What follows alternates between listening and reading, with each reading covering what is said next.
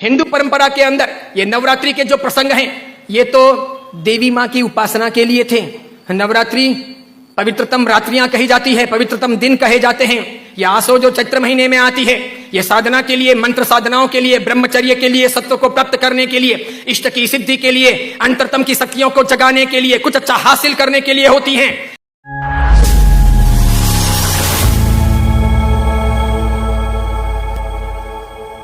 समझदार हिंदू और समझदार जैन श्रावक श्राविका और समझदार हिंदू और समझदार जैन साधु संत इन दिनों में साधना में बैठते हैं, मौन रहते हैं, ब्रह्मचर्य का परिपालन करते हैं और आगे बढ़कर के शक्तियों को साधते हैं। उस जमाने में देवी माता की आरती करना, घट स्थापना करना, देवी माता को रिझाना और पुरुष एक तरफ, महिला एक तरफ, महिलाओं की जगह में, पुरुष की जगह में, देवी माता को बीच में रख करके मात्र उनके हाथ से गरबे लें और इस प्रकार उनकी भक्ति करें। यह परंपरा थी नवरात्रि की।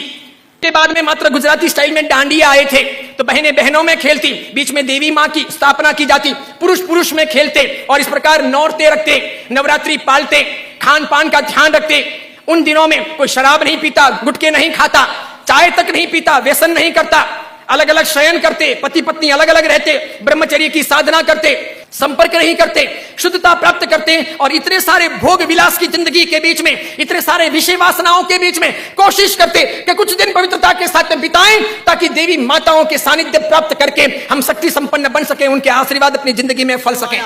नाना प्रकार के धुने आई, नाना प्रकार के गायक आए, कई संस्थाएं इसमें कूदी, कई सारे लोगों ने धन कमाना शुरू किया, छोटे बड़े ये डांडियों के अलग अलग कार्यक्रम होने लगे, सब लोग ललचाने लगे। देवी मां एक तरफ रह गई, देवी की साधना एक तरफ रह गई, नवरात्रि की पवित्रता एक तरफ रह गई, घट स्थापना एक तरफ रह गई, गरबे लेने का भाव एक तरफ रह गया, आरती और देवी मां को रिझाना, मात्र शक्तियों को प्रेरित। खेलने वालों में से किसको पता है कि साधना क्या है, ब्रह्मचर्य क्या है, ये क्यों है नवरात्रि, इसका हेतु क्या था, इसका रीजन क्या था, ये क्यों खेलनी चाहिए या नहीं खेलनी चाहिए, तो क्यों नहीं खेलनी चाहिए। मेरा ही नहीं, भारत के कई सारे अखबारों का, कई सारे समाजविदों का, कई सारी अन्य सामाजिक संस्थाओं का यह सर्वे वर्षों से रहा है, समय समय पर किया जाता रहा है कि नवरात्रि के महीने 2 महीने के बाद में जितने गर्भपात होते हैं उतने गर्भपात बाकी के 11 महीने में नहीं होते। तो ये व्यभिचार नहीं है तो क्या है, ये दुराचार नहीं है तो क्या है, ये जीवन की भ्रष्टता नहीं है तो क्या है। इस बात पर मैं कुछ वर्षों पहले बोला था, अभी किसी ने वो वीडियो वायरल कर दिया और उस वीडियो को लेकर के अखबार ने लिखा। मैंने कहा जो सच है वो सच है कि हम अपनी साधनाओं को बचाएं, बेच ना दें। हिंदू धर्म की परंपरा हो कि जैन धर्म की परंपरा हो, कोई भी उत्सव महोत्सव हो, मैंने समय समय पर यह भी कहा था, गणपति अगर हिंदू धर्म के देवता हैं और गणपति के महोत्सव अगर मनाए जाते हैं या उनका आराधन अगर किया जाता है तो उसमें कहीं जुआ नहीं खेलना चाहिए, शराब नहीं पीनी चाहिए, गणपति के नाम पर तमाशे नहीं करने चाहिए, लड़कियों के साथ में नाच गान नहीं होने चाहिए, गणपति लड़कियों को छेड़ने के लिए महोत्सव के तौर पर नहीं आ रहे, लड़कियां अपनी जगह पर हों, पुरुष अपनी जगह पर हों, वहां शराब नहीं पी जानी चाहिए, उनके पैसों का प्रपंच नहीं होना चाहिए, गणपति को सेलेबल नहीं बनाया जाना चाहिए। हिंदू धर्म अगर इन चीजों को नहीं संभालता है तो धीरे धीरे भारतीय संस्कृति का विनाश होगा। सिखों ने अपनी धर्म परंपराओं को संभाला है, मुसलमानों ने अपनी धर्म परंपराओं को संभाला है, ईसाइयों ने अपनी धर्म परंपराओं को संभाला है। उनके जो ओकेशन होते हैं वो दूसरों को इंटरफियर करने नहीं देते,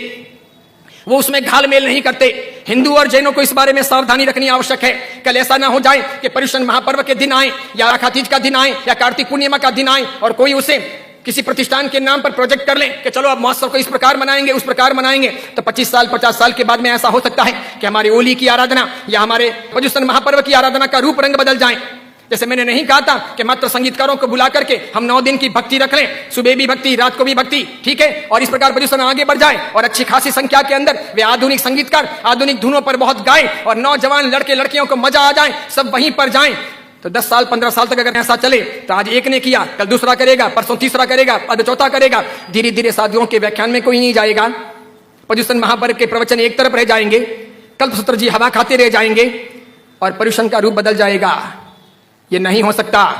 ये नहीं किया जाना चाहिए। मैं इसलिए कह रहा हूं कि मेरी जिंदगी तो बहुत छोटी है, मैं तो कल दुनिया से चला जाऊंगा, लेकिन भगवान के शासन की परंपराएं नहीं मरनी चाहिए, हमें उन्हें जिलानी होगी। हमारे बच्चों को ये पता नहीं, उनको तो क्या है, नाचना गाना कूदना घूमना फिरना अच्छा लगता है, उन्हें सामाजिक प्रतिक्रमण ना अच्छे लगे,